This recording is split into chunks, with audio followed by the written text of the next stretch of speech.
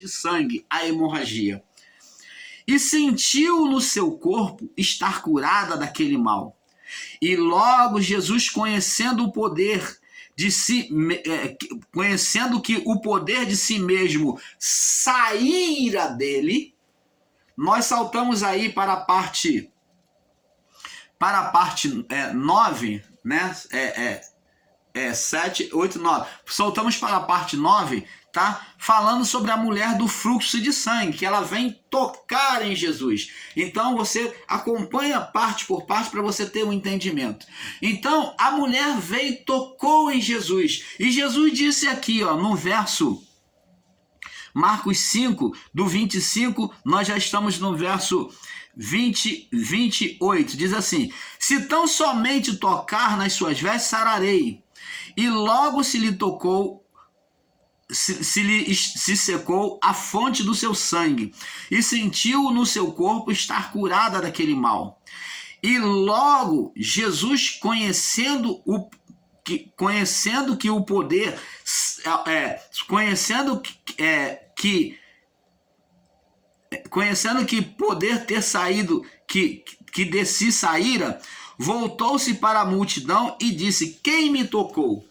Então Jesus, ele sentiu que foi extraído dele poder. Agora observe bem, como já falei nos vídeos abaixo, neste tema, Jesus, ele sentiu, a palavra é bem insistente em declarar que Jesus ele insistiu em dizer que saiu o poder, ele percebeu que foi extraído o poder dele. Ora, preste atenção, amados.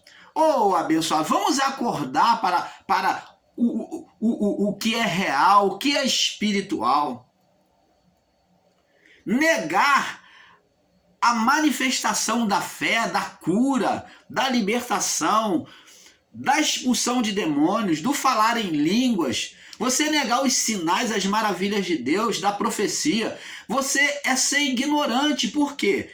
Porque aqui, quando essa mulher exerceu a fé, vemos que o poder que estava em Jesus, enquanto a multidão estava tudo encostando nele, querendo, tocando nele para ser curada, essa mulher foi a única que Jesus percebeu que arrancou virtude, que subtraiu virtude dele para ela. Jesus disse que quem me tocou, porque eu senti sair virtude. Logo que ela tocou, ele sentiu que saiu o poder dele. Então significa dizer que todas as vezes que exercemos a nossa fé, o poder do reino é liberado a nós, é manifesto por meio da nossa vida. Você está entendendo, amado? Que somente a fé é que libera o poder de Deus. Por isso que Paulo pôde dizer, foi Paulo ou João, que se eu não me engano, né? Está escrito: esta é a vitória que vence o mundo, a vossa fé. A vossa fé. Essa é a vitória que vence o mundo. Esse mundo aqui é a representação das adversidades espirituais, as adversidades do mundo, do dia a dia. A nossa fé é que vai nos capacitar a vencer todas essas adversidades. Então, abençoado, vemos aqui que a mulher tocou e foi curada. Jesus, logo conhecendo, e logo que se lhe secou a fonte de sangue, verso 29, e sentiu no seu corpo estar curada daquele mal. E Jesus, conhecendo que poder de si mesmo saíra, voltou-se para a multidão e disse: quem tocou nas minhas vestes? Quem tocou nas minhas vestes? Olha bem. Disseram-lhe os discípulos: vês que a multidão te aperta e dizes: quem me tocou?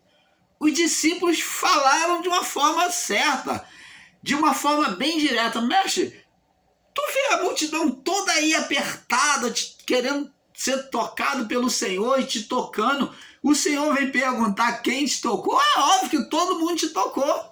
É isso que ele estava falando, é óbvio, todo mundo te tocou. E ele disse, e olhava em redor, Jesus olhava em redor para ver a que isto fizera. Então ele queria saber quem é que fez aquilo.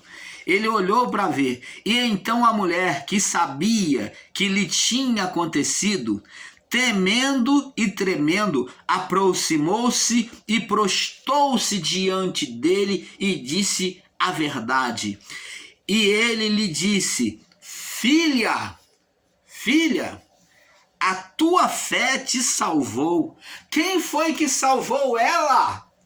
Quem foi que salvou aquela mulher daquela condição de doença, de enfermidade, estado de enfermidade, porque era uma doença contínua, é estado de enfermidade. Quem foi que salvou ela daquela enfermidade? A fé. E como que se pode estar em graça negligenciando o poder da fé? Dizer que a cura não acontece mais, que Deus não cura mais, que esse tempo foi só para os discípulos. Estão pregando aí como, me perdoe dizer, eu não gosto nem de citar a instituição, mas como ensinam as testemunhas de Jeová, que negam, que dizem que o tempo foi só para os discípulos, a manifestação de cura foi concedido poder só aos discípulos. Eles estão negligenciando que o poder de Deus prossegue na vida do homem hoje. Parece que ensinam de uma forma em que Deus deixou o homem, ele cumpriu a cruz, fez tudo, então agora ele falou, ele deixou a Deus dará. Ele falou, ó, cada um se vira.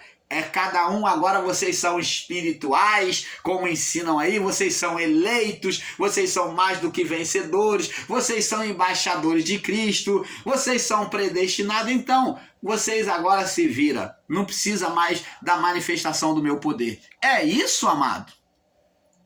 Não. A fé, ela continua dentro de nós.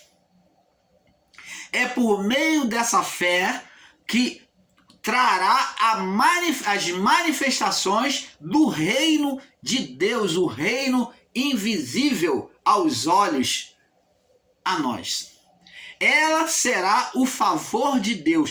Essa manifestação do reino, ela é conhecida por meio do Espírito Santo, porque é por meio do Espírito que intercede por nós com gemido inexprimível. Porque Paulo, ele entendendo isso, ele diz, não sabemos pedir, pedir, orar.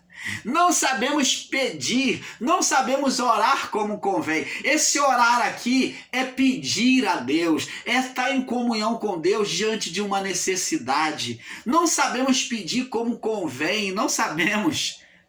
Mas o Espírito Santo é que intercede por nós com gemidos inexprimíveis. Então, quando nós pedimos a Deus com fé, o Espírito Santo, ele é a própria manifestação do reino, ele faz trazer a nós a manifestação dos nossos pedidos, atendendo às nossas necessidades. É a comunhão de Deus com o homem. Então, é fazer a manifestação dos céus na terra. Seja feita a tua vontade, assim na terra como nos céus. Então a vontade de Deus na terra, nos céus, é que o homem seja feliz na terra. Você está entendendo, amado? Então ele disse, a mulher disse, então a mulher sabia que tinha acontecido, temendo e tremendo, aproximou-se diante dele e disse-lhe toda a verdade.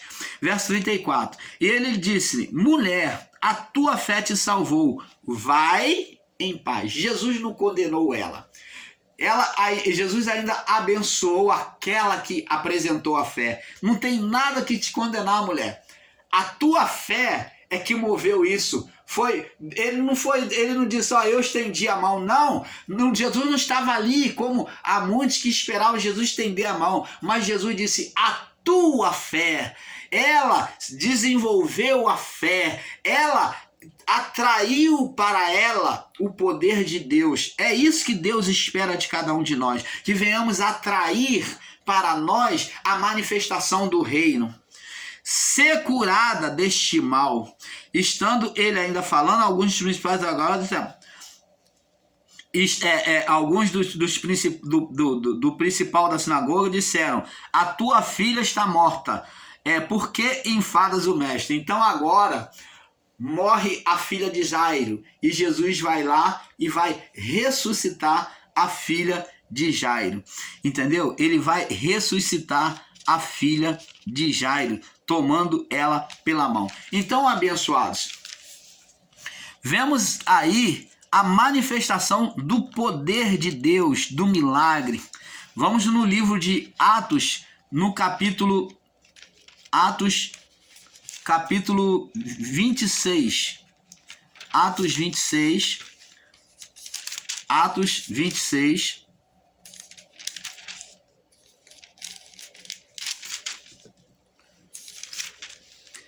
No verso 8,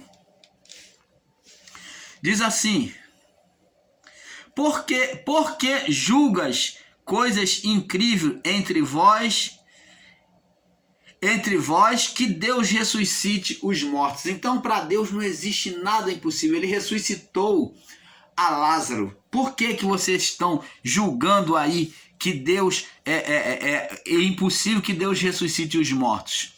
Então, abençoados, agora,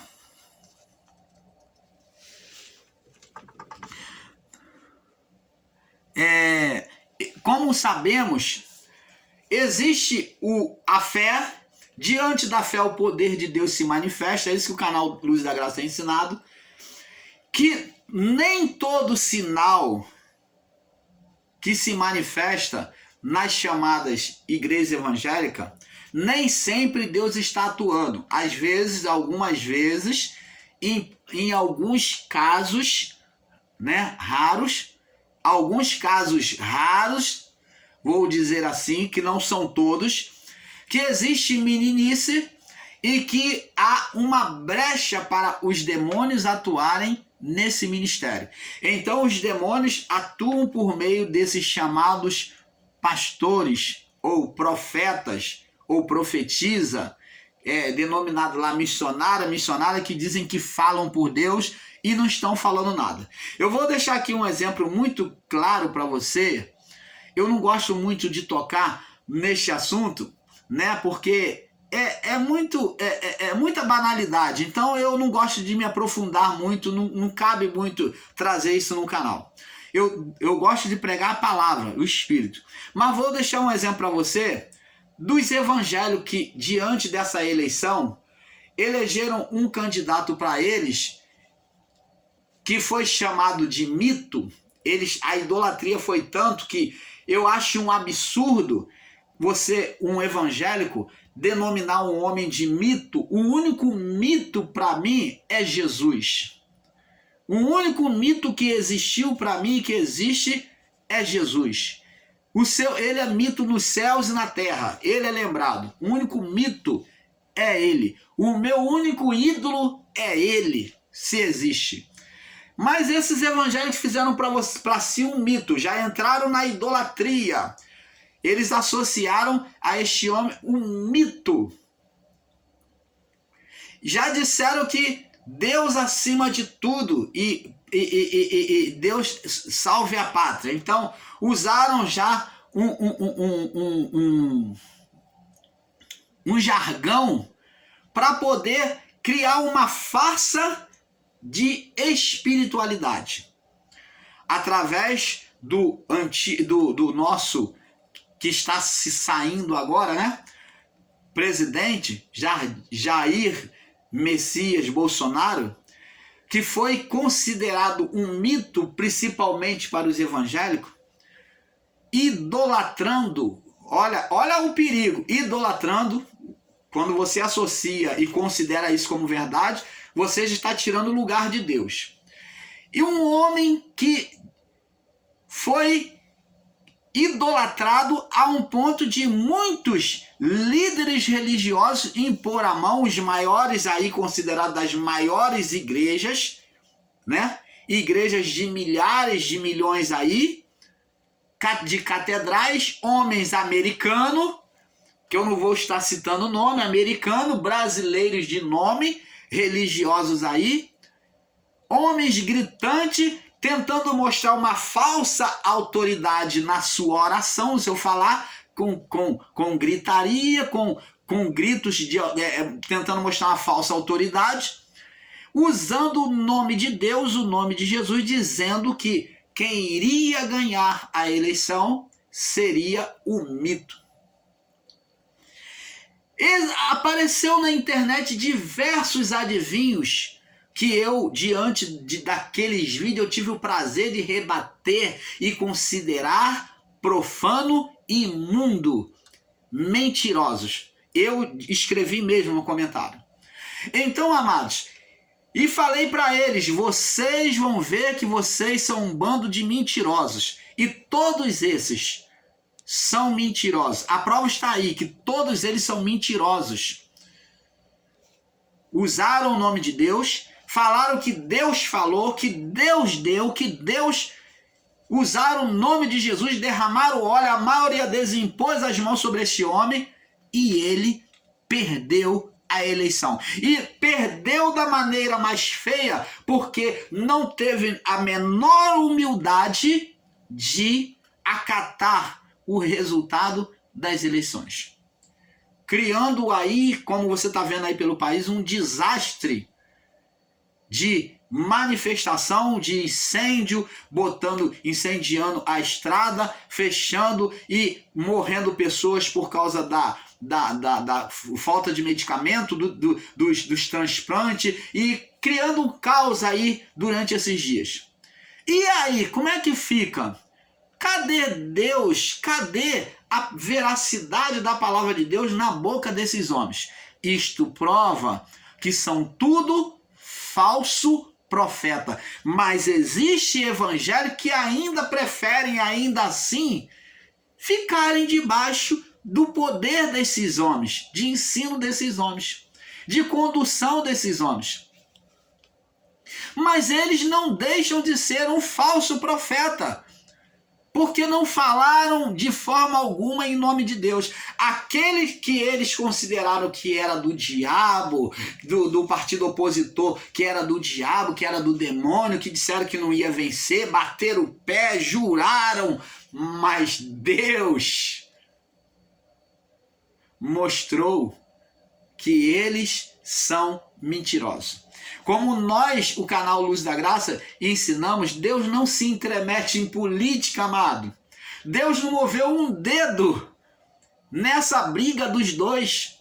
Deus não foi a favor do Lula e nem a favor do Bolsonaro. Deus não participa disso, porque isso é governo humano, como ensinamos lá sobre política no vídeo. E eles atribuem, espiritualizam colocando Deus. E agora, diante da perda do Bolsonaro, os farsantes, os falsos profetas, os mentirosos, agora vem dizer que perdoa Lula e vem abençoar, dizer que vai abençoar o governo Lula. Ora, abençoado, é muita hipocrisia, muita mentira. São homens sem escrúpulos. São, além de falsos profetas, são sem escrúpulos. Você está vendo, abençoado? Por isso que nós trouxemos também e incluímos essa palavra nesse estudo. Mas Deus, ele cura. Deus não vai deixar de fazer milagre e operar. O reino de Deus não vai deixar de se manifestar por causa do que é imundo. Como o que é sujo, suje-se mais. O que é limpo, limpe-se mais. Mas o homem maligno sempre vai existir na sua malignidade. E Deus não tem nada com isso. Quando o homem maligno ele estiver falando a verdade em nome de Deus, Deus vai manifestar o poder ali sobre a vida daquele povo, por amor e misericórdia àquele povo, incautos, né? E vai curar, vai libertar, vai transformar, vai fazer sinais e maravilhas. Mas isto não significa que Deus está concordando com o ministério daquele homem e daquela mulher. Que eles estão andando de forma correta diante de Deus. Por isso Jesus falou, é pelo fruto que se conhece a árvore. Não se colhe figo de abrolhos. Você não tem que olhar o número de pessoas dentro da igreja. Você não tem que olhar o número de pessoas dentro do canal. O canal do irmão Paulo é uma benção, porque está cheio de inscritos. Pura ilusão. Às vezes o canal que tem menos inscritos tem muito mais verdades do que aquele que está aí, ó, jogando um montão de lixo na internet.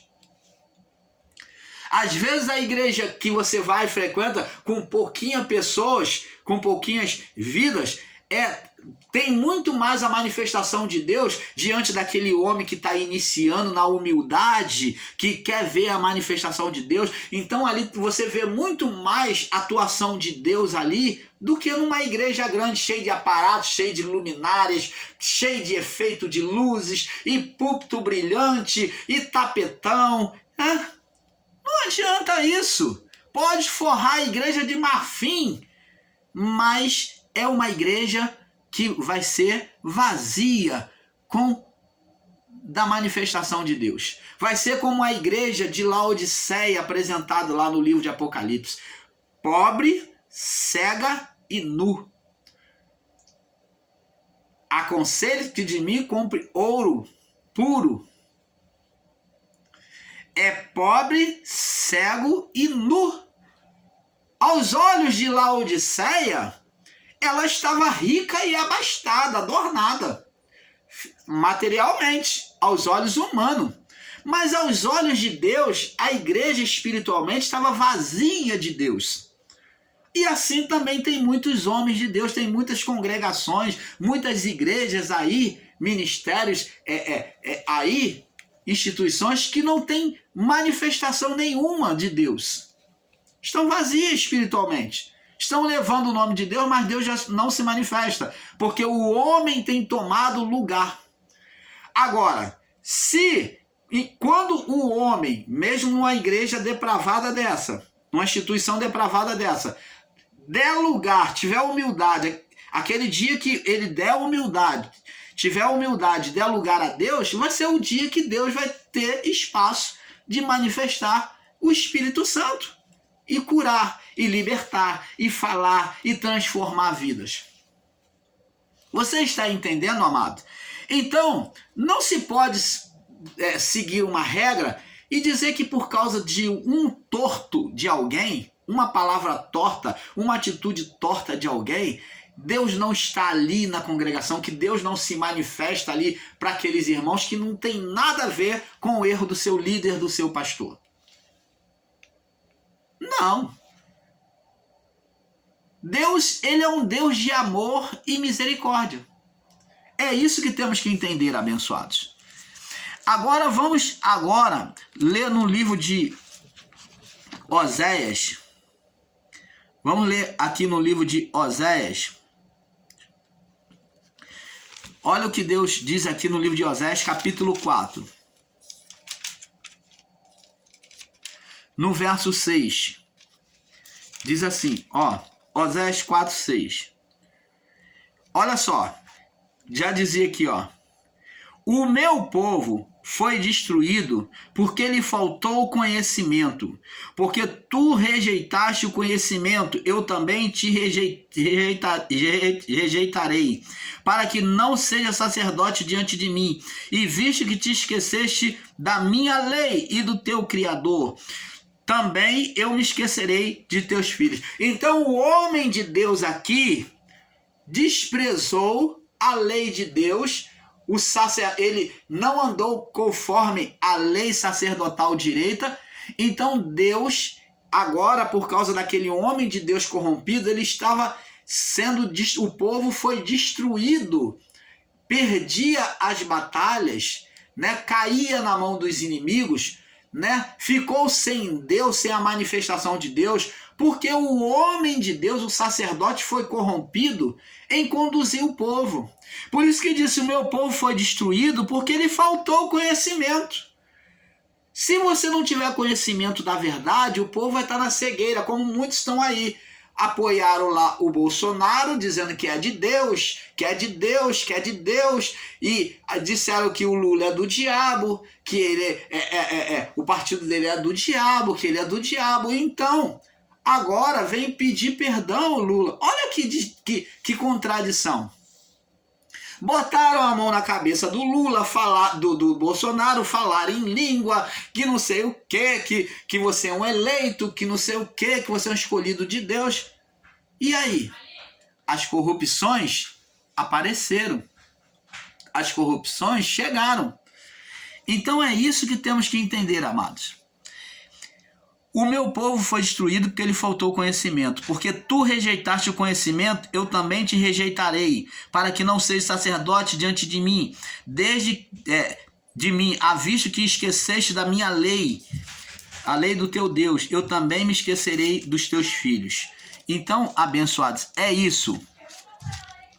Agora vamos numa referência aqui, para nós irmos terminando. Mateus capítulo 14. Eu quero mostrar a você agora. Olha o que nós dependemos da fé para caminhar. Ó, e aqui está bem claro. Dependemos da fé para caminhar na presença de Deus. Sem fé é impossível agradar a Deus. Mateus 14, no verso 22 ao 36. Diz aqui, ó, o título é Jesus anda sobre as águas. E logo ordenou Jesus que os seus discípulos entrassem no barco e fosse adiante para o outro lado, enquanto despedia a multidão. E despedida a multidão, subiu ao monte a orar à parte. E chegada a tarde, estava ali só.